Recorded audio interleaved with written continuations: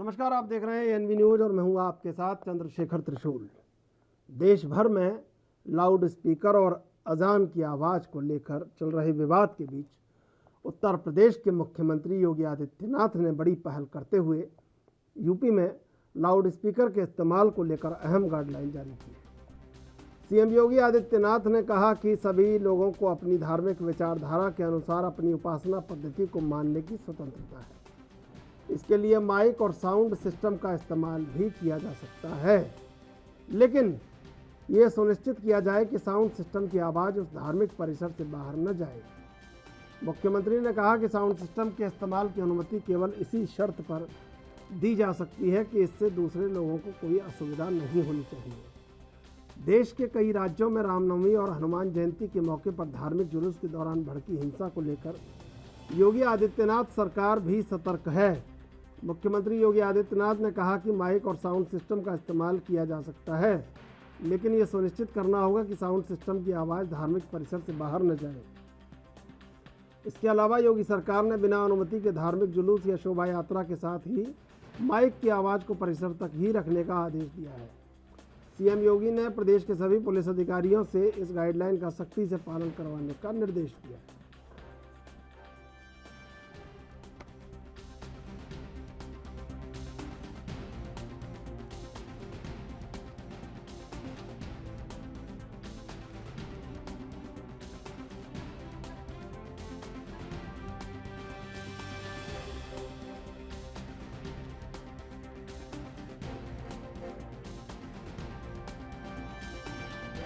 लगातार देश भर में नासिक के कमिश्नर के बाद अब उत्तर प्रदेश के मुख्यमंत्री ने, हालांकि सुप्रीम कोर्ट काफ़ी पहले कह चुका है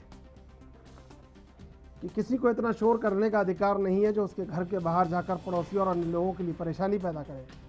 कोर्ट ने कहा था कि शोर करने वाले अक्सर अनुच्छेद 19A में मिली अभिव्यक्ति की आज़ादी के अधिकार की शरण लेते हैं, लेकिन कोई भी व्यक्ति लाउड स्पीकर चालू कर इस अधिकार का दावा नहीं कर सकता।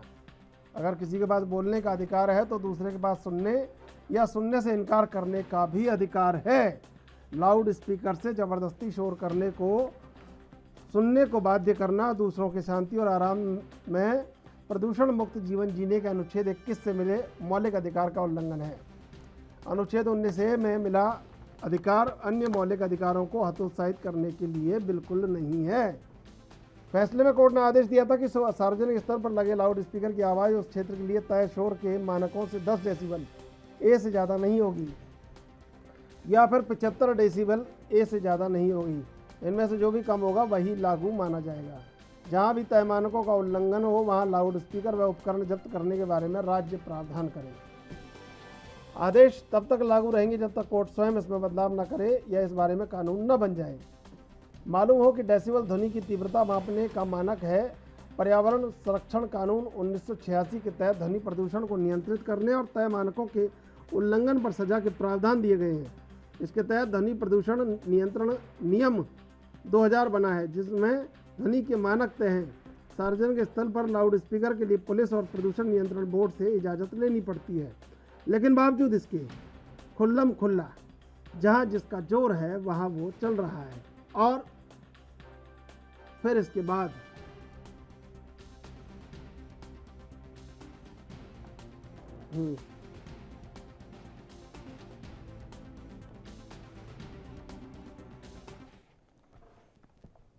और इसी मुद्दे पर आज चर्चा करेंगे 3 मेहमान इस समय हमारे साथ जुड़े हुए हैं। राजनीतिक विश्लेषक सर्वेश्वर पाठक, मौलाना कौकब मुजतबा मुस्लिम धर्मगुरु और प्रवक्ता बीजेपी कुमार अशोक पांडे। आप तीनों का स्वागत एनबी न्यूज पर। सबसे पहले मौलाना साहब आपके पास आएंगे। दरअसल क्यों ऐसा हो रहा है कि आज अमन चैन की बात कम हो रही है, लेकिन ये दूरियों और ये फ़र्क की बात ज़्यादा हो रही है? क्यों ऐसा नहीं हो पा रहा है? ये सबकी जिम्मेदारी है।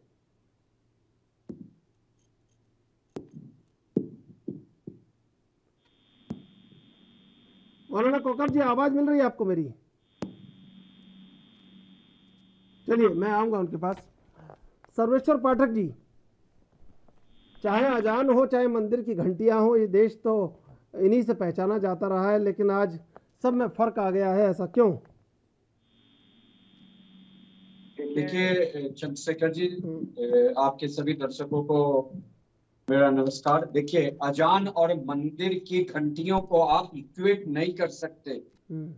मंदिर की घंटियां अगर बजती है तो उसके सराउंडिंग साउंड्स में ही आवाज आती है और वो कोई कर्कश ध्वनि नहीं है। और जो अजान कृत्रिम वे में अपनी बात को दूर तक पहुंचाया जाता है लाउड स्पीकर के थ्रू, तो हम इन दोनों चीज को इक्वेट नहीं कर सकते।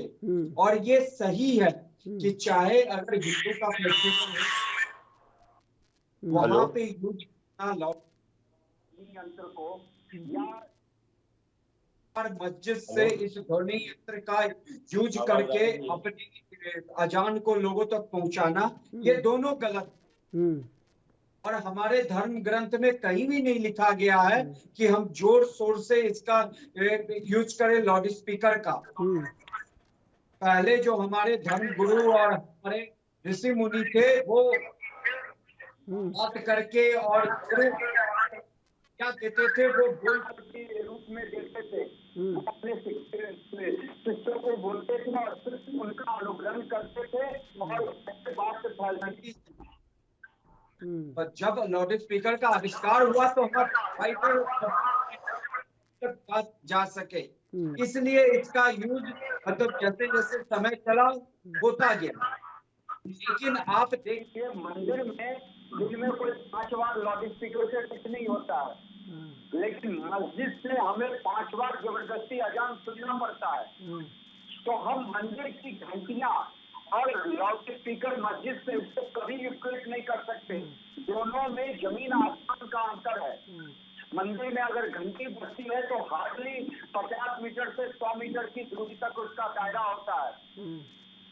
लेकिन अगर अजान लाउड स्पीकर पे दी जाएगी चंद्रशेखर जी, तो उसका दायरा आप समझ सकते हैं और जो नॉइज पोल्यूशन के उसमें आता है, क्योंकि वो कृत्रिम उपकरण का सहायता लेके उसको प्रचार प्रसार किया जाता है।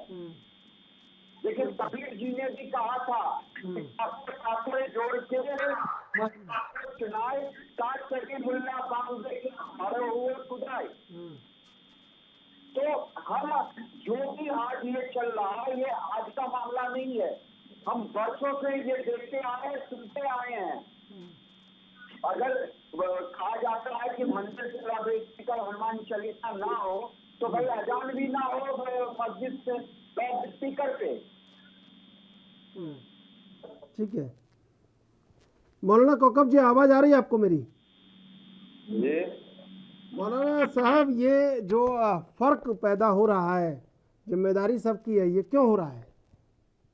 मौलाना साहब, हेलो, चलिए हम आएंगे आपके पास। हेलो, अशोक पांडे जी, आवाज आ रही है आपको मेरी? बिल्कुल बिल्कुल आवाज आ रही है। अशोक पांडे जी, ये फर्क क्यों पैदा किया जा रहा है? ये सब देश को तो बिल्कुल अच्छा नहीं लगता हो। देश की अंतरात्मा तो कहीं ना कहीं चोटिल होती होगी। चोटिल हो रही है। समझता हूँ माननीय मुख्यमंत्री जी ने ये आदेश किया है, एक बहुत ही अच्छा आदेश, जहाँ पर सब लोग अपने अपने धर्म के नाम पर प्रोटेस्ट रहे हो। आज अगर देखा जाए तो 56 इस्लामिक कंट्री पूरे इस विश्व में है। क्या इस्लामिक अन्य कंट्री में जरा मुझे बताइए जहाँ लाउड स्पीकर से लेकर रात तक बजता हो, क्या ये लाउड स्पीकर लगाने की अनुमति लेनी पड़ती है? चाहे वो हिंदू चाहे मुसलमान हो, किसी भी व्यक्ति को लाउड स्पीकर लगाने के लिए अनुमति लेने का आदेश है। लेकिन क्या कोई मस्जिद इस आदेश को लेती है? वो रोज सुबह 4 बजे से लेकर के शाम तक चलाते हैं। इसके बावजूद अगर माननीय मुख्यमंत्री जी ने कहा है कि आपके मंदिर परिसर तक या मस्जिद परिसर तक दोनों के लिए आदेश लागू किया जा रहा है, खाली किसी एक को दबाने की बात नहीं हो रही, दोनों पे ही आदेश लागू है। अगर ये आपका परिसर के बाहर आवाज नहीं जानी चाहिए, मैं समझता हूँ इसका स्वागत होना चाहिए और इसका अनुपालन सुनिश्चित होना चाहिए। ये वैसे भी हमारी नैतिक जिम्मेदारी है कि हम किसी भी कान फोड़ू चोर को अपने कानों में क्यों सुने। तो भी है जो अपने मंदिर परिसर में जो जा रहा है वहां वो सुनेगा, वरना इस पर तमाम सियासी चीजें खड़ी हो रही। कोई हनुमान चालीसा लेकर के दुकान सजा रहा है, कोई अपनी जो है जगह जगह मस्जिद पर अजान करके दुकान सजा रहा है। तो ये चीजें नहीं होनी चाहिए। अगर हमें एक बात सर्वभाव में रहना है तो हमें सर्वभाव में रहने के लिए जो नियम और शर्तें होती हैं उसको हमें पालन करना ही होगा। समाज को समाज की समरसता से ही चलाया जा सकता है, किसी के दबाव और जोर जबरदस्ती से नहीं चलाना चाहिए। और कानून हमारे लिए बनाए किए गए हैं, जहाँ समाज को जो चलाने के लिए जहाँ आवश्यक हो वहाँ हमें अपने न्यायालयों पर भरोसा होना चाहिए और संविधान पर भरोसा होना चाहिए। सबसे बड़ा मंदिर संविधान का मंदिर है और इस लोकतंत्र में संविधान के मंदिर से निकला हुआ आदेश सबसे बड़ा आदेश है और उसका पालन किया जाना चाहिए। ठीक है मौलाना कौकब जी, ये फर्क क्यों हो रहा है? क्या कारण है कि हम एक दूसरे को ये समझने लगे हैं कि ये हमारा नहीं है, वो हमारा नहीं है, हम उसके नहीं है? क्यों हो रहा है फर्क? और लाउड स्पीकर हिंदुस्तान में जब से बना है तब से बजता चला रहा है। और लाउड स्पीकर से और डीजे से जिन लोगों को तकलीफ होती है, चीजों में लाउड स्पीकर बजता है उससे दूसरों को तकलीफ होती है और ये फिर धार्मिक एक मुद्दा बन गया है। लाउड स्पीकर मस्जिदों पे और लाउड स्पीकर रामनवमी के जुलूसों में और लाउड स्पीकर जो है कांवड़ के जुलूसों में या कांवड़ यात्रा में जो बज रहे हैं डीजे, वो सारी चीजें ये सब बंद होने वाली नहीं है। ये इसकी एक सीमा होनी चाहिए और इसका सीमा के अंदर ही माइक चले, वरना ये माइक का विवाद पूरे हिंदुस्तान में छोटे जिसको मुद्दा बनाकर राजनेता अपनी रोटियां सेकना शुरू कर देंगे। मैं तमाम धार्मिक भारतवासियों से एक बात ये कहना चाहता हूँ कि हमें धार्मिक हैं, धार्मिक थे, धार्मिक रहेंगे। हम राष्ट्रवादी थे, राष्ट्रवादी हैं और राष्ट्रवादी रहेंगे। लेकिन जरा मौजूदा हालात को पहचानो कि हमें विकास के रास्ते से हटाकर धर्म के विवाद में क्यों धोखा जा रहा है, क्यों जलाया जा रहा है, क्यों खत्म किया जा रहा है। कौन जला रहा है? किसी मुसलमान के जरिए से एक दो बच्चे को तकलीफ पहुंचे तो वो भी तकलीफ है और किसी हिंदू के जरिए से मुसलमान को तकलीफ पहुंचे तो वो भी तकलीफ। ऐसा नहीं है कि जान से मुसलमानी की जान से हिंदू की जान नहीं है।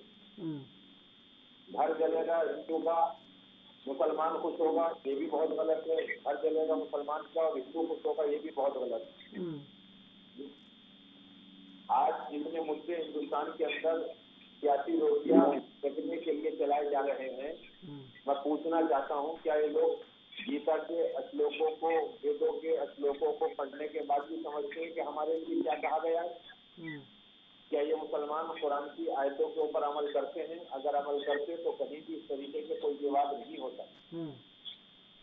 मैं दिल्ली हुकूमत हो या भारत सरकार हो, हर हुकूमत से और हर हुकूमत के साथ हर मजहब के भाई से एक बात ये कहना चाहता हूँ कि कोई दूसरा तुम्हें चलने नहीं देगा, खुद सही चलना है। बहुत बढ़िया बात, बहुत बढ़िया। आज तक के झगड़े कराए जा रहे हैं और वो लोग झगड़े करा रहे हैं कि जिन्हें आस्था का खुद नहीं पता है कि आस्था किसे कहते हैं, कुरान किसे कहते हैं, वेद किसे कहते हैं, कुरान किसे कहते हैं, भगवत गीता किसे कहते हैं और दूसरे मजहब का कितना एहतराम करना चाहिए। बहुत खूबसूरत बात आप कह रहे हैं। चैनल के और कहीं भी झगड़ा करने सोच कहना चाहिए कि मैं अपने मकसद में कामयाब हो गया और अब मुझे वोट मिल जाएंगे, बहुत गलत बात। ठीक है, ये हिंदुस्तान मेरा नहीं है और ये हिंदुस्तान किसी दूसरे का भी नहीं है। जिस दिन से हम लोगों ने हिंदू मुसलमान में, सिख ईसाई में और धर्मों के नाम के ऊपर भारत को बांटा है, उस दिन से आज भारत अखंड भारत से खत्म होके एक छोटा सा भारत रह गया है, छोटा सा इंडिया रह गया है। हिंदुस्तान का वजूद खत्म होता चला जाना है।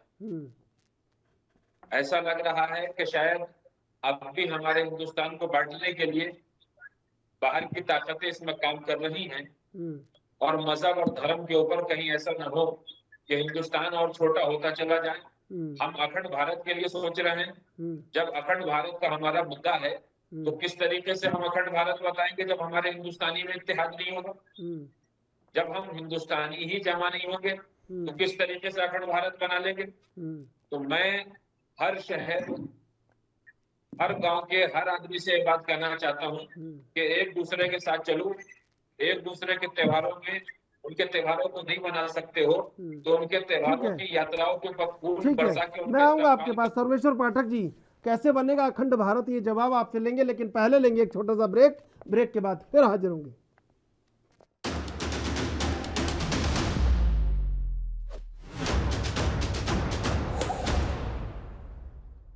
सीधे चलेंगे मेहमानों के पास। सर्वेश्वर जी, मौलाना साहब कह रहे हैं कि देखिए, ये जो हिंदुस्तान है इसकी खूबसूरती को नष्ट न किया जाए और सबको एक दूसरे के लिए समर्पित रहना चाहिए। बहुत अच्छी बात कह रहे हैं, और सब लोग ये चाहते हैं कि अमन, चैन, शांति कायम रहनी चाहिए। लेकिन फिर ऐसा क्यों हो रहा है कि ये कहीं ना कहीं कोई ऐसी आग लग उठती है जिससे तमाम देश की आत्मा जल उठती है? ऐसा क्यों हो रहा है? चंद्रशेखर जी, जो भी मौलाना साहब ने कहा वो बहुत अच्छी बात बोले, लेकिन उनके कौम ही उनकी खुद की बात नहीं मानेंगे। आप मुझे बताइए, आपने कितनी कवरेज, कितनी रिपोर्टिंग की होगी कि मोहल्लम का जुलूस निकल रहा है और हिंदुओं ने उस पे पथराव किया, घर से महिलाएं, बच्चे, बूढ़े सब निकल के उस पे दारू की बोतलें, बियर की बोतलें फेंक रहे हैं, पेट्रोल बम फेंक रहे हैं। कितनी घटनाएं भारतवर्ष में घटित हुई है। लेकिन आप देखिए, दुर्गा पूजा का भसान हो, सरस्वती पूजा का भसान हो, रामनवमी का जुलूस हो, हनुमान जन्मोत्सव का जुलूस हो, ऐसी घटनाएं केवल 2022 में देखने को नहीं मिली है, इससे पहले भी हुई है, और केवल मुस्लिमों द्वारा किया गया है।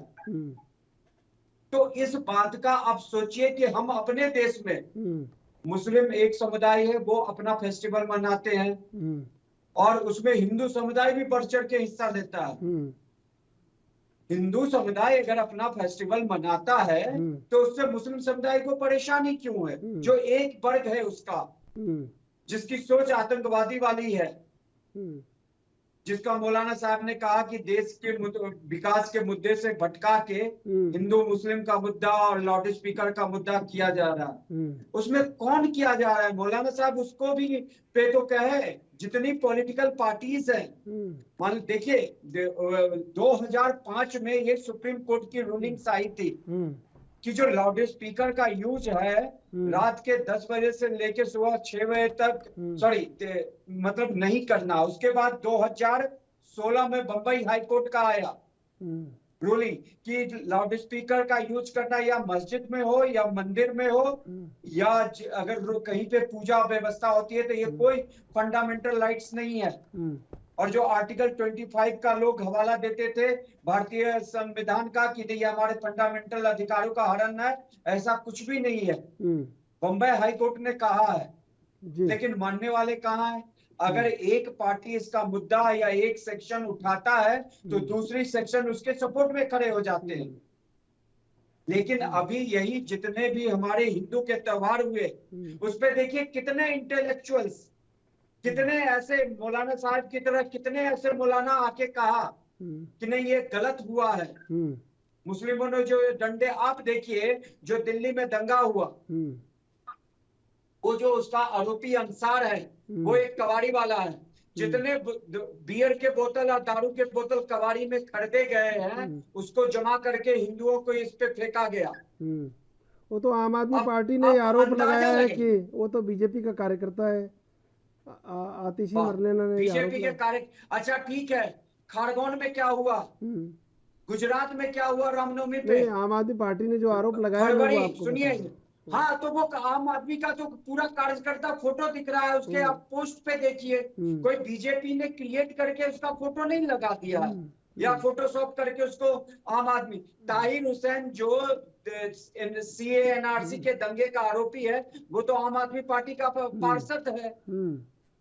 तो आप देखिए ना कि जो बाकी की पॉलिटिकल पार्टी है ऐसे लोगों को प्रश्रय देती है। यूपी में समाजवादी पार्टी, मुलायम सिंह यादव का स्टेटमेंट था कि जो मुस्लिम के बच्चे आतंकवादी गतिविधि में पकड़े गए, मेरी सरकार आई तो हम उसे छोड़ देंगे, और पूरा तैयारी कर ली थी, लेकिन हाई कोर्ट ने जब दखल दिया तो वो जेल में रहे।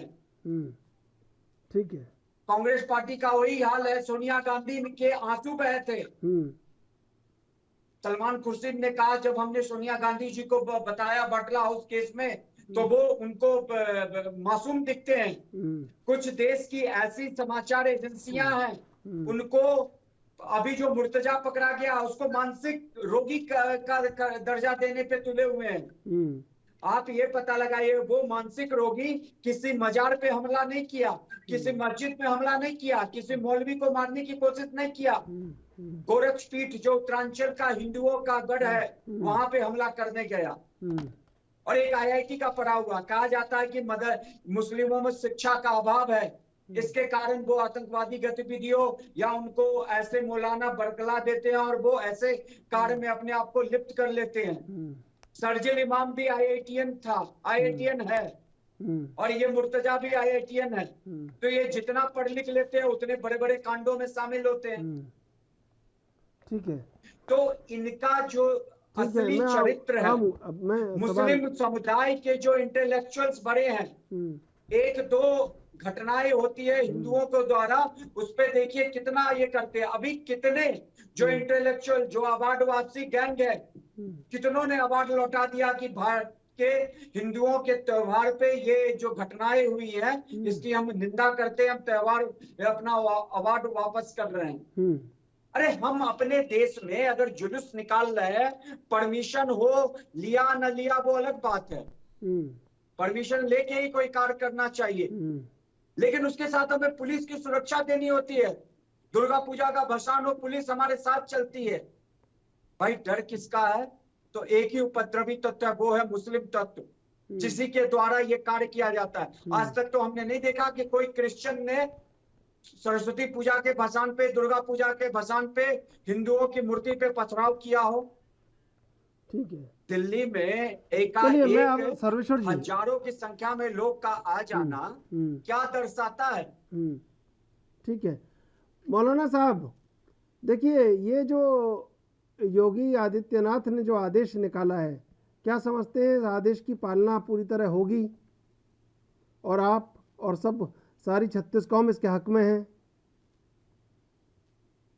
देखिए, जो उत्तर प्रदेश में CM योगी आदित्यनाथ जी ने कहा है, इसका उनके कहने से ही पालन नहीं करना चाहिए, बल्कि अगर लाउड स्पीकर से कोई ऐसी तकलीफ पहुंचती है तो उसकी आवाज खुद ही कम कर लेनी चाहिए, उसे मुद्दा नहीं बनाना चाहिए। लेकिन वो उत्तर प्रदेश के CM हैं, तो CM की बात मानना उत्तर प्रदेश के हर बाशिंदे के लिए जरूरी है कि वो अपने CM की बात माने।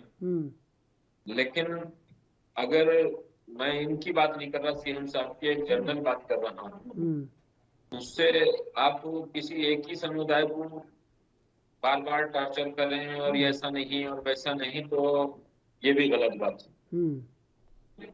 आज अजीब बात ये है कि हमारे मोहन भागवत जी ये कहते हैं कि अखंड भारत बनेगा और अखंड भारत में इतने बड़े मुस्लिम मुल्क आ जाएंगे। हम स्वागत करते हैं कि आने चाहिए, जिसमें पाकिस्तान, अफगानिस्तान, बांग्लादेश के सारे इंडिया में आ जाएंगे। एक तरफ आप ये कहते हो कि हिंदू 80% है और मुसलमान 20% और 20% मुसलमान हिंदुओं को मार रहा है, रामनवमी पे हमला कर रहा है, कांवड़ यात्रा के ऊपर हमला कर रहा है, आपकी मंदिरें तोड़ रहा है, आपको गंगा स्नान नहीं करने दे रहा है, आपकी बेटियों को, बहुओं को छेड़ रहा है, लेकर जा रहा है, ये सारे इल्जाम आप लगाते हैं। और दूसरी तरफ अगर ये पाकिस्तान, अफगानिस्तान, सर्वेश्वर जी देखिए, ये बिल्कुल नहीं, सर्वेश्वर जी सुन लीजिए, फिर आप आराम से बोलिएगा, कोई दिक्कत नहीं है। इसमें 35 करोड़ मुसलमान और आ जाएगा तो फिर आपका क्या आलम होगा? फिर तो आप छोड़ के भाग जाएंगे हिंदुस्तान को। आपकी बात का यही नहीं पता है कि 20% से भी आपको तकलीफ है और 35% और आप बढ़ाना चाह रहे हैं, क्या अखंड भारत बन जाएगा? तो आपका किरदार इतना मैला हो चुका है, कैरेक्टर, कि आप ये नहीं बता रहे हैं कि करना क्या है। जब पाकिस्तान हिंदुस्तान में आ जाएगा, जब अफगानिस्तान भारत में आ जाएगा, जब बांग्लादेश आ जाएगा, तो इस हिंदुस्तान के अंदर जो 20% मुसलमान था, ये जो 30 करोड़ मुसलमान और आएगा, तो जब ये ज्यादा मुसलमान हो जाएगा तो आप इसे कहाँ रोकेंगे? अभी तो आप 20% कहने के बाद लड़ रहे हैं। और दुनिया में सबसे ज्यादा मजाक आपके हिंदू मुसलमान की, हमारे हिंदू मुसलमान की, मैं दोनों तरफ से कह रहा हूँ, तोड़ लगी। दुनिया जानती है कि कम तादाद वाले ज्यादा से नहीं जीतते हैं, एटम बम से जीत जाएं। लेकिन आप हिंदुस्तान के अंदर किसे डराना चाह रहे हैं कि मुसलमान हिंदुओं को मार रहे हैं या हिंदू मुसलमान को? आप खड़ा कर दीजिए 10 आदमियों को मैं एक तरफ, आ रहा हूँ सर्वेश्वर जी, 50 को एक तरफ, 50 मार लेंगे 10। तो ये बातें अब दुनिया जान गई है, 2-2, 4 को भी जान गई है, 2.25, 2.25 को भी जान गई है, 1 और 3 को भी जान गई है। जो ये बातें कर रहे हैं, ये बातें करने के लिए हिंदुस्तान के अंदर मंदिरें भी ऐसी ऐसी जगहों पर हैं कि जहां मुसलमान हिफाजत करते हैं। और ये हमें क्या सिखाएंगे? हम तो राष्ट्रवादी मुसलमान हैं, हमने राम जन्मभूमि में भी पैसा दिया है, हमने भारत माता की जय के नारे भी लगाए हैं, हमने जय श्री राम आज भी किया है, कल भी कहा, कल को भी कहेंगे। लेकिन तुम्हारे दबाव में जय श्री राम नहीं कहते हैं, वेद तुम्हारे दबाव में नहीं पढ़ा है, गीता के 700 हमने श्लोक पढ़े हैं, वो तुम्हारे डर में नहीं पढ़े हैं। हमें मालूम है कि जिसने गीता का ज्ञान भेजा है वही इस पूरी दुनिया को चलाता है। तो हमें समझाने के लिए, ठीक है, मैं मौलाना साहब आऊंगा आपके पास। अशोक पांडे जी, देखिए बड़ा सवाल है कि अगर अखंड भारत बनाएंगे तो 30 करोड़ मुसलमान आ जाएंगे तो फिर क्या होगा? ये बहुत बड़ा सवाल है। लेकिन पहले लेंगे एक छोटा सा ब्रेक, ब्रेक के बाद फिर हाजिर होंगे।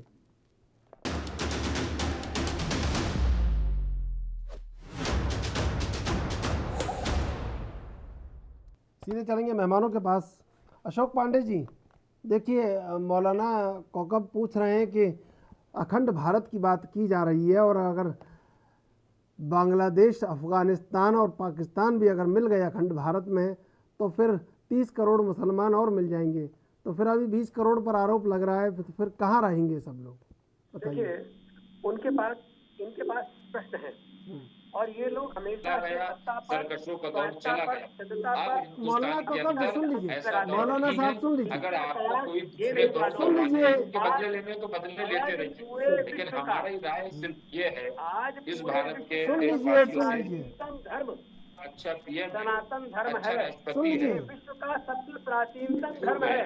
और जिसकी बात कर रहे हैं बांग्लादेश, अफगानिस्तान, ये पहले भी हमारा ही था, ये हमारा ही रहा है और आगे भी हमारा ही होगा। वो अखंड भारत को कोई रोक नहीं सकता। लोगों को एक साथ हमको चलना डराए चाहिए। मत। क्यों? इसलिए मौलाना साहब सुन लीजिए, मैं आऊँगा आपके पास। ये मौलाना को मैं हिदायत दे रहा हूँ, ये मौलाना डराने का काम छोड़ दे। ये इनके मौलाना लोग डरा डरा करके इनके समाज को तोड़ते हैं। हमारे समाज को जोड़ने की जरूरत नहीं है। हमारा समाज पहले समृद्ध है, पुष्ट है। सर्वे भवन्तु सुखिनः, सर्वे सन्तु निरामया, ये हमारी सोच है। आत्मा सर्वभूतेषु की भावना से हम चित कर रखते हैं और यही कारण है कि विश्व में सबसे प्राचीनतम सनातन का दूसरा न कोई संप्रदाय है न कोई पंथ है। इन सब में तो लोग अगर जाते हैं अपना धर्म करने, वहाँ पत्थर चलाते हैं तो वो वही पत्थर यहाँ भी निकालेंगे।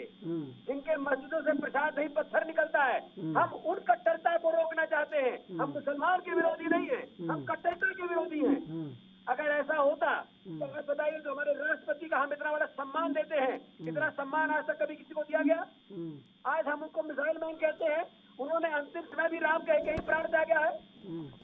तो आप हमारे ऊपर यह आरोप लगा, कट्टरता को हम जो है रोकना चाहते हैं। हम विरोधी हैं कट्टरता, हम कट्टरता के विरोधी हैं। हम किसी लेकिन मौलाना कौकब मुस्तफा भी तो यही कह रहे हैं कि भाई जबरदस्ती में श्री राम नहीं कहेंगे, जबरदस्ती में नारा नहीं लगाएंगे, हम तो पहले से ही लगा रहे हैं नारा, हम तो राष्ट्रवादी हैं, कह रहे हैं। मैं पूरी करना चाह रहा हूँ। लाउड स्पीकर पे चिल्ला करके ही अगर चाहें कि हमारे लाउड स्पीकर उतरेगा तो हमारा संप्रदाय खतरे में पड़ जाएगा। अगर हमको जुलूस निकालने से रोका जाएगा तो हमारा संप्रदाय खतरे में पड़ जाएगा। अगर हमको रास्ते से दूसरे रास्ते पे डाइवर्ट किया जाएगा तो हमारा संप्रदाय खतरे में पड़ जाएगा। ये नहीं चलेगा। संविधान से देश चलेगा। और कोई सोचे कि हम अपना एक पर्सनल लॉ बना करके हम काम करेंगे तो ये हम नहीं करने देंगे। कोई संप्रदायवाद नहीं चलेगा। नहीं तो वो तो लाइए ना, आप यूनिफॉर्म सिविल कोड लाइए ना। अपने आपको रोका किसने? आप लाइए सिविल कोड, आपको लाना है, उनसे क्या कहना? ये तो आप लाइए। हमारे संविधान में इतनी ताकत आज भी है। बाबा भीमराव अम्बेडकर साहब ने इतनी शक्ति प्रदान की हुई है कि आज भी हम संविधान पे अपना काम कर सकते हैं। तो किसी को भी हक नहीं है नाजायज तौर पर। मैंने पहले भी कहा, क्या लाउड स्पीकर के लिए अनुमति लेते हैं? ये कोई मस्जिद अनुमति नहीं दिखा सकती। बिना अनुमति के ये लोग चला रहे हैं। तो आज अगर उसको रोका है तो इसके पहले हाईकोर्ट भी रोक चुका है। माननीय मुख्यमंत्री जी ने उसी उच्च न्यायालय के आदेश को अनुपालन सुनिश्चित कराया है। और आज अगर पूरा देश में कई जगहों पर जो ये घटनाएं घटी हैं, उस घटना को रोकने के लिए भी परम आवश्यक था। इसलिए उन्होंने सारे सरकारी अधिकारियों की छुट्टी भी कैंसिल की है कि 5 मई तक कोई कहीं नहीं जाएगा। तो एक समस्या ये भी आ सकती है कि शायद ईद और हमारा जो ईद और हमारा एक अक्षय तृतीया एक नहीं पा रही, इसकी भी संभावना है। तो इन सबको देखते हुए इन चीजों पर पहले से तैयारी करना हम लोगों ने किया हुआ है और संविधान अपना काम करेगा। कोई कट्टरता किसी प्रकार की नहीं चलने देंगे। मैंने कहा कि 56 इस्लामिक कंट्रीज जाके देखिए ना किस तरह से हो रहा है, कहाँ चलता है इस तरह से। लेकिन आप यहाँ पे मनमानी करते रहे हैं और मनमानी बोर्डों को तो कहते हैं इस्लाम खतरे में है, ये नहीं चलेगा। ये मुस्लिम पर्सनल लॉ बोर्ड नहीं चलेगा। आपको समाज के हिसाब से ही चलना होगा और सारा मजहब यही सिखाता है कि हमें समाज में जीने की पद्धति, समाज को एकरूप करने का ढंग, यही तो समरसता सिखाना ही तो काम है मजहब का। उसको आप किसी कट्टरता के लिए क्यों प्रयोग करते हैं? तो आप ये चीज करोड़ करके डराने का काम मत करिए, तो डराने की चीज बंद करिए। सर्वेश्वर जी,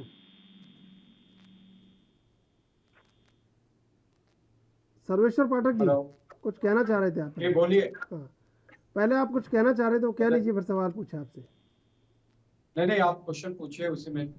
दरअसल मौलाना कौकब मुस्तफा कह रहे हैं कि देखिए ज़बरदस्ती तो नहीं कहा जाएगा जय श्री राम, भारत माता के नारे तो लगाते हैं और राष्ट्रवादी हैं, उसके बावजूद क्या ज़रूरत है कि आप इस तरह दबाव डाल के कुछ काम करवाएं? और फिर अगर पाकिस्तान, बांग्लादेश, अफगानिस्तान मिल जाएगा तो 20 और 30, 50 करोड़ मुसलमान हो जाएंगे, तो आप 20 करोड़ में भी चैन से नहीं रह पा रहे तो 50 करोड़ में कैसे रहेंगे? देखिए, वो एक अलग बात है। अगर ये तीनों देश मिल जाएंगे तो एरिया भी बढ़ेगा, ठीक है, मुसलमानों की संख्या बढ़ जाएगी। ये होगा कब? उसके होने के लिए भीषण रक्तपात होगा, ऐसे तो होगा नहीं। ये तो लेने के लिए हमें लड़ाई लड़नी होगी। बड़े पाकिस्तान के जितने जिहादी इकट्ठे हुए हैं पीओके में, हमें उनसे तो लड़ना ही पड़ेगा। पाकिस्तान के हम तो नहीं आएंगे, उनकी सेना और जिहादी आएंगे, और आम नागरिक के रूप में जो वहाँ पे जिहादी लोग हैं।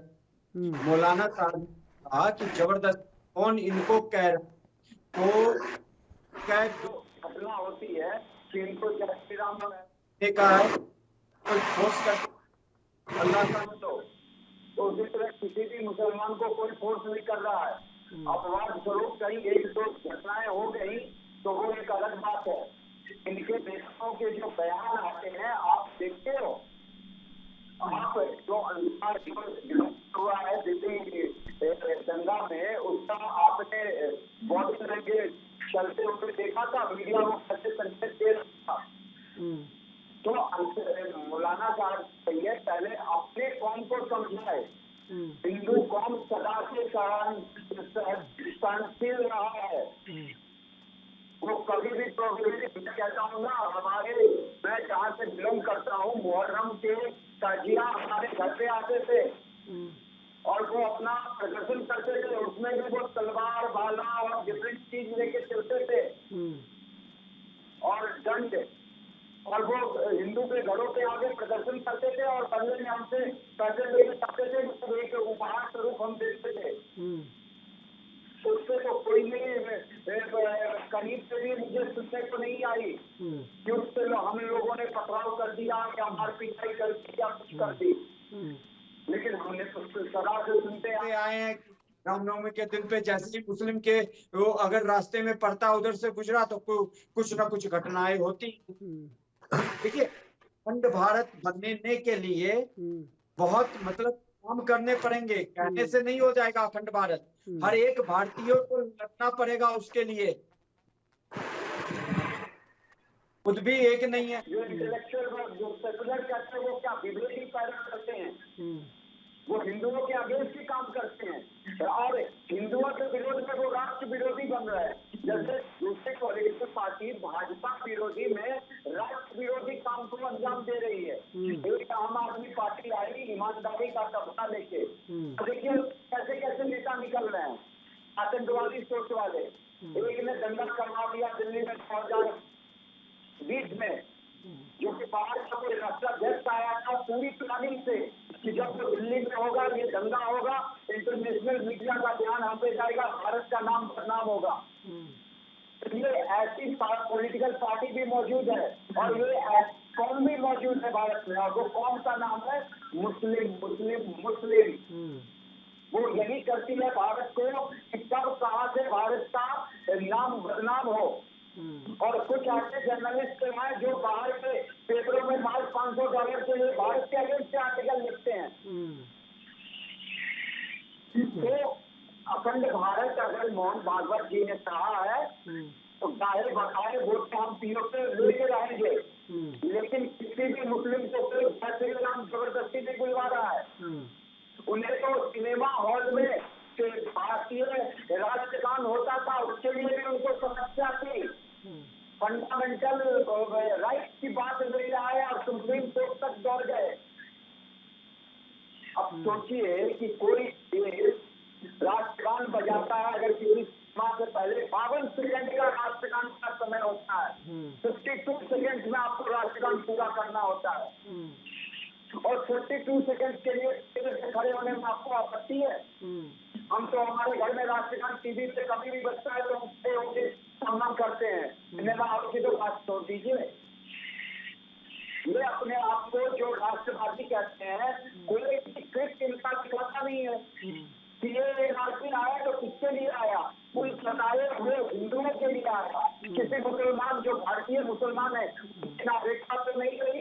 उस समय भी इन्होंने कितने आतंकवादी काम किए थे, सारा देश सारा विश्व ने देखा।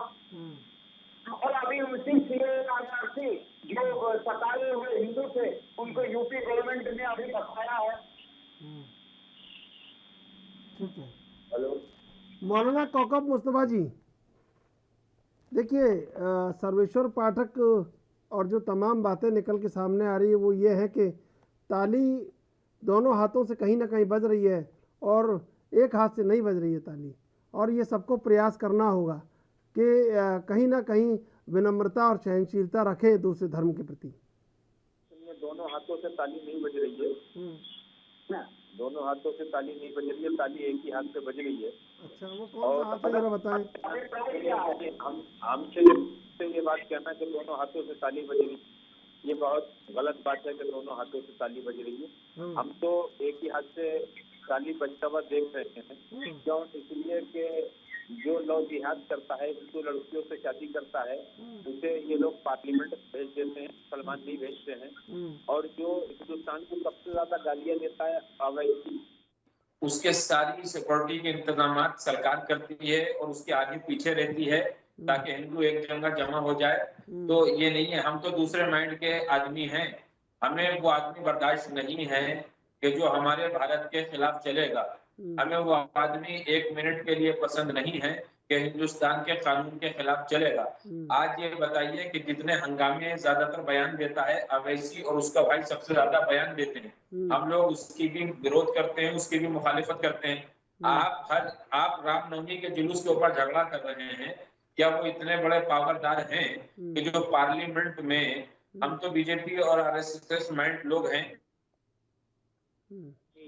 हमारे ही जो है समझे, जो लव जिहाद करने के बाद पार्लियामेंट में बैठे हुए हैं, उनको किसने बिठा दिया गया राज्यसभा में, किसने बिठाया राज्यसभा में, पूछा जाए उन लोगों से कि जो बिठाते हैं वो लव जिहाद भी करते हैं। तो ये बात बहुत बहुत गलत बातें हैं। दूसरे को कह देना, पहले अपने आप को हमें सही करना चाहिए। दूसरी बात यह कि जो मुसलमान भारत के खिलाफ, भारत के अंदर जितने भी मज़ाहिब हैं, किसी भी मजहब वाले के खिलाफ जो मुसलमान बयान देता है या किसी भी धर्म के जुलूस के ऊपर वो हमला करता है, हम उसके सब खिलाफ नहीं हैं, बल्कि उसके सामने खड़े होकर ये कहेंगे कि ये तेरी गलती है, तुझसे इंतकाम लिया जाएगा। एक बात, लेकिन ये भी तो यकीन दिलाया जाए, जैसों को भी यकीन दिला दो कि जो उन्होंने आज तक राष्ट्रवादी मिजाज के अंदर हिंदू नहीं बल्कि भारत के तमाम मुद्दों के ऊपर धारा 370 पे मुझसे ज्यादा कौन सा मुसलमान बोला, समझे, राम जन्मभूमि के ऊपर मुझसे ज्यादा कौन से मुसलमान ने काम किया। आज जिन लोगों ने राम जन्मभूमि के खिलाफ गवाही दी, हमारी सरकार उनको सिर के ऊपर बिठाए हुए बैठी है, जाकर उठा लीजिए मुकदमा। और जिन लोगों ने राम जन्मभूमि के लिए काम किया मुसलमान, उनको मारा जा रहा है। अभी असल में हिंदुओं को कुछ नहीं पता नीचे से कि नीचे और ऊपर हो क्या रहा है, इनको सिर्फ भड़काया जा रहा है। आप सब उठा के देख लीजिए, हम वहीं बैठते हैं, वहीं रहते हैं भाई। एक तरफ आप ये जबाने बोलते हो, एक तरफ राम जन्मभूमि के खिलाफ गवाही देने वाला मुखिया बना बैठा है मुसलमान, दूसरी तरफ लव जिहाद करने वाला मिनिस्टर बैठा हुआ है मुसलमान। वही लोग मुसलमानों में जाके कहते हैं ये लोग कि हम तुम्हारे साथ हैं, हिंदुओं से कहते हैं कि हमने मुसलमानों को कमजोर कर दिया है, दोनों हाथों से ये ताली बजा रहे हैं। हम तो दोनों हाथों से ताली बजाते हैं, मगर राष्ट्रवादी होने की ताली बजाते हैं, धरती पुत्र होने की ताली बजाते हैं, भारत माता की ताली बजाते हैं। हम वो ताली नहीं बजाते कि जो पाकिस्तान के लिए ताली बजाएं, अफगानिस्तान के लिए, आतंकवाद के लिए। आज तक यही मुद्दा है। वो लोग जो मुल्क के खिलाफ बोलते हैं, जो हिंदूवाद के खिलाफ बोलते हैं, जो भारत माता की जय के खिलाफ बोलते हैं, हमारी सरकार फौरन उनको सिक्योरिटी दे देती है। लेकिन जो लोग आतंकवाद के खिलाफ बोलते हैं, जो पाकिस्तान के खिलाफ बोलते हैं, जो अफगानिस्तान के खिलाफ बोलते हैं, और आतंकवादी उसे कहते हैं कि इसे मार दो 24 घंटे के अंदर, तो हुकूमत की जू भी नहीं रेंगती है कान के ऊपर। तो हम सब कुछ देखे हुए हैं। मैं अपने हिंदू भाइयों से कहना चाहता हूँ, हम मुसलमान अगर कोई गलती करता है तो उसके सब खिलाफ है, और अगर कोई हिंदू गलती करता है तो उसके भी सब खिलाफ है। लेकिन हमें ऐसे चलना चाहिए कि किसी के चढ़ाए में नहीं आए। भाई मैंने नाम लिए बगैर 3-4 बातें कह दी। अगर हिंदुओं तुम्हारे अंदर ताकत है, हम मुस्लिम पर्सनल लॉ बोर्ड के बिल्कुल खिलाफ है, बिल्कुल खिलाफ है मुस्लिम पर्सनल लॉ बोर्ड के। लेकिन हुकूमत तो आपकी सहारा दे रही है, हर जमीयत को सहारा आप दे रहे हैं। खत्म कर दीजिए तमाम जमीयतों को। मरकज को क्यों रोका गया, मरकज को क्यों नहीं ढाया गया? आज पूरे हिंदुस्तान में बिल्डोजर चल रहा है। बिल्कुल, मैं मौलाना साहब आपके पास आऊंगा, लेकिन अभी लेंगे एक छोटा सा ब्रेक। ब्रेक के बाद फिर हाजिर होंगे।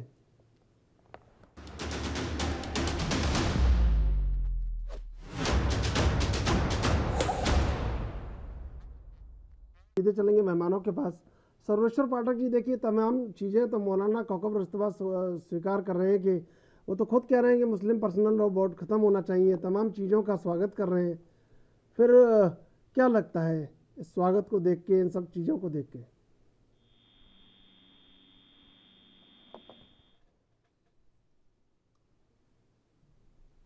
सर्वेश्वर जी,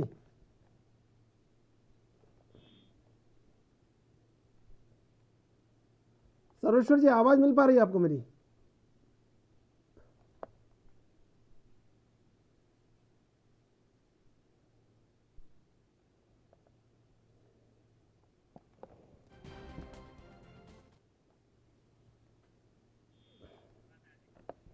दरअसल बातें सब हक की जा रही हैं, लेकिन उसके बाद कहीं ना कहीं एक बीच में फ़र्क सियासत पैदा कर देती है, और फ़र्क इतना बड़ा हो जाता है कि फिर दोनों एक दूसरे को तीखी नज़रों से, तिरछी नज़रों से देखने लगते हैं। और शायद सबको अमन चैन के लिए एक दूसरे को गले लगाना होगा, और एक ऐसा भारत जो सबका भारत हो, उसकी ओर कहीं ना कहीं अग्रसर होना होगा। और जब सबसे ये पूछा जाता है कि फिर कमी कहाँ रह जाती है, तो फिर कमी सबसे बड़ी यही है कि सबको यह सुरक्षा है कि हमारे संग अत्याचार हो रहा है, या फिर दूसरा पक्ष सोच रहा है हमारे संग अत्याचार हो रहा है। लेकिन हिंदुस्तान सबका है, और सबके हिंदुस्तान में सबके साथ एक जैसा न्याय है। तो फिर ये पत्थर और ये लाठी और ये डंडे और ये गोलियां आखिर किस ओर इशारा करते हैं, ये बड़े गंभीरता से समझने की ज़रूरत है। क्योंकि आज दुनिया में जिस तरह भारत का नाम हो रहा है और भारत उन्नतिशील हो रहा है, उससे एक बात समझ में आती है कि भारत को इन तमाम चीज़ों पर देखना होगा, और भारत के लोगों की ये जिम्मेदारी बनती है कि जब दुनिया में पूरी दुनिया हमें झुककर सलाम कर रही है, प्रणाम कर रही है, नमस्कार कर रही है, तब हम उस जिम्मेदारी को निभाएं कि हम वाकई में सब एक हैं, एक स्वर है हमारा, और सबसे पहले हम भारतीय हैं, और भारतीय से ज़्यादा हम कुछ और नहीं हैं। और शायद इसी बात की इस समय आवश्यकता है। ज़रूरत है और इसी ज़रूरत में शायद कमी है और इसलिए ये पत्थर, ये लाठी, ये डंडे, ये सब चल रहे हैं। सर्वेश्वर जी, सब चाहते हैं कि सबका हिंदुस्तान हो और आज जिस तरह दुनिया में भारत का नाम हो रहा है तो फिर कहीं ना कहीं ये पहल भी करनी होगी कि ये जो छोटी मोटी चीज़ें इनको समाप्त किया जाए। देखिए, इन चीजों को समाप्त करने के लिए दोनों लोगों को आगे आना पड़ेगा। हिंदू केवल पहल करने से कुछ नहीं होता। आप देखिए ना कि लगातार प्रोवोकेशन किस ओर से आ रहा है। अगर सरकार 3 तलाक चाहती है तो उनके लिए बनाती है तो वही विरोध करते हैं। अगर सरकार सीए एनआरसी लेके आ रही है विस्थापित हिंदुओं के लिए जो नाटकीय जीवन वहां पे जी रहे हैं तो विरोध उनकी तरफ से आते हैं। और मैं आज आपको कह दूं, अगर यूसीसी यूनिफॉर्म सिविल कोड लेके आए, जनसंख्या नियंत्रण लेके आए सरकार, तो विरोध प्रदर्शन और 4 गुना होगा उन्हीं की ओर से, मुस्लिमों की ओर से, कि हमें जबरदस्ती थोपा जा रहा है। अरे आप भारत के नागरिक हो तो भारत के संविधान के अकॉर्डिंग चलोगे ना। और ये शुरुआत से हमारे यहाँ कुछ कमियां रही हैं। किसने मुस्लिम लॉ पर्सनल बोर्ड बनाने की इजाजत दी और क्यों दी? जब एक केस है तो एक कानून होना चाहिए। बाबा साहब इसके पक्षधर थे, लेकिन उस समय के जो भी लोग तुष्टीकरण आज से नहीं हो रहा है। तुष्टीकरण जब से भारत की आजादी की शुरुआत हुई कि अब अलग देश को आजाद दिया जाएगा, उसी समय से ये शुरुआत तुष्टीकरण की शुरुआत हो चुकी थी। कोई नया नहीं है कि कोई पॉलिटिकल पार्टी आती है, नई पॉलिटिकल पार्टी, और वो भी उसी चीज में समा जाती है तुष्टीकरण में। पहल करने के लिए हिंदू मुसलमान सभी को आगे आना पड़ेगा और हिंदू सदा से पहल ही करती रही है। जो लोग कहते थे कि भारत में रहने से डर लगता है, आज कहा उनके मुंह में दही जम गया क्या कि हिंदुओं के फेस्टिवल पे अगर जुलूस जा रहा तो उस पर आप एक भी पथराव करने वालों के खिलाफ कुछ नहीं बोलोगे? कहाँ गए वो सारे बॉलीवुड के भाड़ गैंग जो हिंदुओं को ही केवल कूटते थे? एक अगर लिंचिंग की घटना फिंगर टिप्स पे हो गई थी, अगर आप काउंट करोगे तो वो फिंगर टिप्स पे आएगा। लेकिन यहाँ सुनियोजित तरीके से हजार की संख्या में लोग आ रहे हैं, सुनियोजित तरीके से हथियार जमा है। तो पहल किसको करना पड़ेगा? पहल तो दोनों ओर से होता है। केवल हम पहल कर लें, सामने वाला नहीं करे। हम तो तैयार हैं कि भाई हमारे मंदिर में भी लाउड स्पीकर नहीं लगेंगे। अगर लगेंगे ठीक है, मैं सर्वेश्वर जी आऊंगा आपके पास। अशोक पांडे जी, ये जो नियम बनाया है योगी आदित्यनाथ ने, ये पूरी तरह से प्रभावशाली होगा उत्तर प्रदेश में? जी बिल्कुल प्रभावशाली तो शुरू हो गया। उसका आपको देखने को मिलेगा कि उस पर उसका प्रभाव आपको तुरंत देखने को मिलेगा। कारण क्या है कि हम भेदभाव करके कानून नहीं बनाते। हमारे लिए सबके ऊपर समान धारा लागू होती है, सबके ऊपर समान तरह से हम पोस्ट करते हैं। इसलिए हमारे सारे कानून, जो भी कानून माननीय मुख्यमंत्री योगी आदित्यनाथ जी ने बनाए और उन सब पर अमल हुआ है। चाहे बुलडोजर की सबसे परंपरा यहाँ से शुरू हुई थी, कानून तो उन्होंने नया बनाया नहीं, ये तो बहुत पहले से कानून था, बस इम्प्लीमेंट किया माननीय मुख्यमंत्री जी। आज जो भी चीजें आपको देखने को मिल रही, सबसे बड़ी बात मैं भी सुन रहा था, मौलाना साहब कह रहे थे, लेकिन मौलाना साहब ने उस यूनिवर्सिटी का उस तरह विरोध क्यों नहीं किया जब वो आजादी की मांग करके लोग इस देश को बांटने की साजिश कर रहे हैं। इस देश में 70 सालों में जो कुछ भी हुआ है, आज हम उसके लिए अगर कोई भी कार्य को सुधार का भी काम करते हैं तो हमको शक की निगाह से देखा जाता है। चाहे सीए, आपको याद होगा कि सीए पर आपके यहाँ कई डिबेट हुई, मुझे अच्छी तरह याद है। कई बार मैंने आपके डिबेट पर भी जो है जवाब दिया है, मैं आपके साथ सम्मिलित रहा हूँ। तो सीए पे क्या हुआ था? शाहीन बाग क्या था? आज उसी शाहीन बाग का एक तमाशा हम सबने देखा। आपकी टीवी चैनल पे जिम्मेदारी के साथ से कहना चाहूंगा कि रोहिंग्या मुसलमानों को वहाँ पे ये जो मेन व्यक्ति पकड़ा गया है वो रोहिंग्या मुसलमान था जो कबाड़ बटोरता था और उसने उन्हीं कबाड़ियों के दम पर बिल्कुल, लेकिन सबको संभलना होगा। अशोक पांडे जी, सर्वेश्वर पाठक जी, समय समाप्त हो रहा है। आप दोनों का धन्यवाद डिबेट में जुड़ने के लिए। कहीं ना कहीं ये फर्क बीच में से मिटाना होगा, तभी एक ऐसे अखंड भारत, एक ऐसे हिंदुस्तान का निर्माण होगा जिसको कहीं ना कहीं दुनिया देखना चाहती है। बहरहाल, देश विदेश की ताज़ा तरीन खबरों के लिए आप देखते रहिए AN न्यूज़।